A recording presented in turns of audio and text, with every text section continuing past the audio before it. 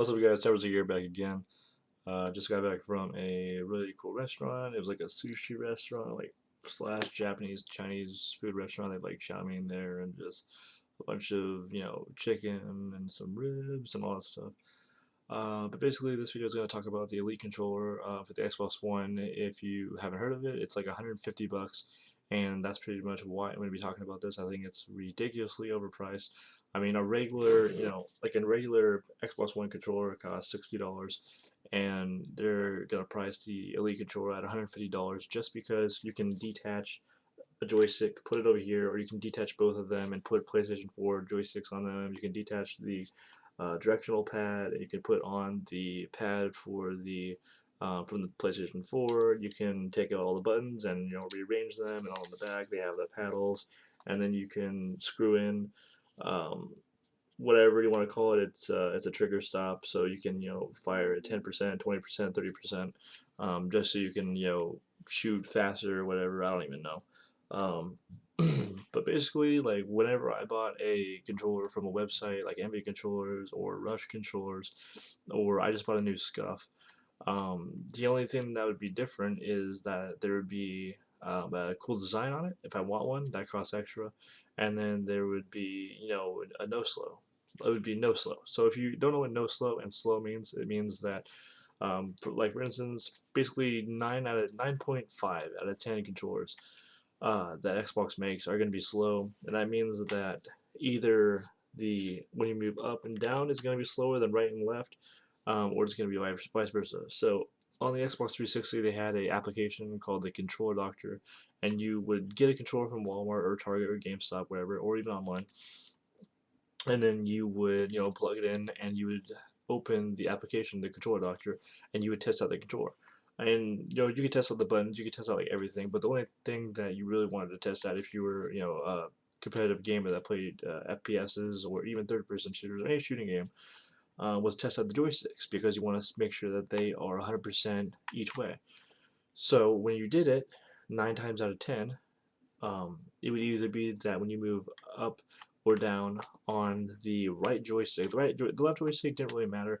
I mean, I did have a controller that was only 90% up and down, which means that if I get in a vehicle or even if I'm like running or whatever, I'll be 10% slower than everybody else.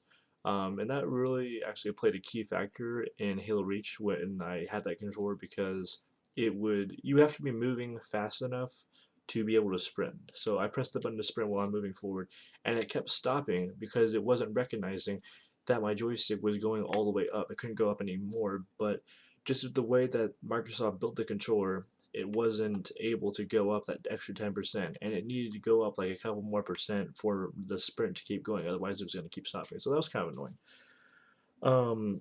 So I think this is overpriced, and oh yeah, no slow means that it's 100% each way. So for the right joystick, for example, if you go up on it and it's like 90%, that means you're going to be 10% slower looking up and looking down. And then right and left, it'll be 10% slower looking right and left. And some people had it really bad, where it would only say like 60 or 70% going each way. That was really bad.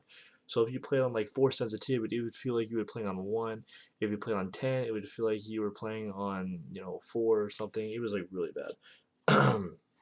Especially when I was playing, because if your teammate called out that somebody was coming up behind you, you wouldn't be able to react as fast as you would with a no slow, because your shit wasn't built right. So what people did was they took some sandpaper and they took a screwdriver and they unscrewed it, and they sanded down the inside right here.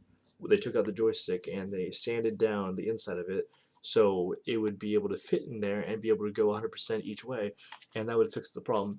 Of course, that would void the warranty that you had on the controller, but after you do it, if you do it correctly, if you know what you're doing, it would fix it so it goes 100% each way, and then you wouldn't have to spend an extra $40 or however much it was to buy a no slow controller, and you would still have the same controller working correctly this time for 60 bucks. So basically, when you buy an Xbox One controller, you're basically getting ripped off because it's not built correctly. So the controller should be worth like $40 instead of $60. So this controller being $150, I'm wondering if it's a no slow. That's what I'm curious about, if it's a no slow. If it is, I still don't think it should be that much. I think if it's a no slow and you have all these customization options, and then you have the design on it. I think it should be at least $100. I think that's fair, but $150, I think that's a little ridiculous, and they're just trying to rip everybody off. So other than that, that's just what I wanted to talk about. So I don't recommend buying the Elite controller. I recommend just buying a regular Xbox One controller and sanding it down if you know how to do it. And if you don't know how to do it, it's very easy to learn. Other than that, anything else to talk about? Da, da, da, da, da. We have, if you guys don't know, a game called Rocket League. It's basically like it's a racing game, but it's soccer with cars. So if you don't know what it is, just look it up on YouTube. It's a really sick game. It's only on PC, on Steam, and PlayStation 4. I wish it came to Xbox One because I would play it and I would stream it like all day long because it's really fun. Um, but they have a lot of customization options for like building your cars, and they're releasing a new one. It's free. It's if you guys ever played the game Portal, they're going to customize each car with the Portal theme. And that DLC is coming to Rocket League soon. um Pokemon Picross is coming for 3DS next week. Other than that, that's basically it. Just Cause 3 is coming out soon. The game looks pretty sick. I never played a Just Cause, but it looks pretty cool. I've seen like the trailer being in commercials on TV like every single day, so it's pretty sick.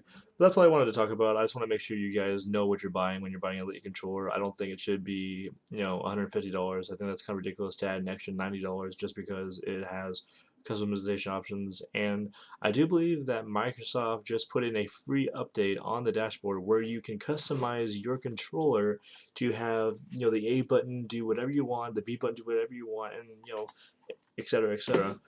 So I don't think it should be $150. I just don't like it just makes absolutely no sense why it should be $150.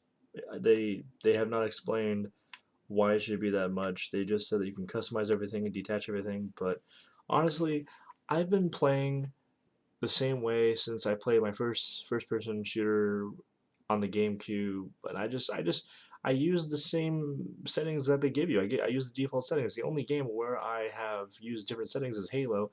Back in Halo 3, I made a decision to switch to bumper jumper because I found out that I was an objective player, and it was easier for me to run the flag. So that's basically it. I don't have a problem playing any game using the default settings. I don't feel like I should switch anything up, other than using bumper jumper when I play Halo.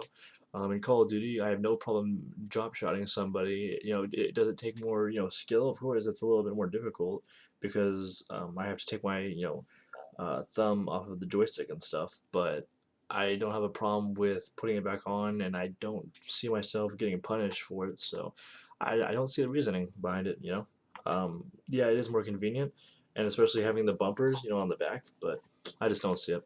So that's just all I want to talk about. So I hope you guys enjoy this video.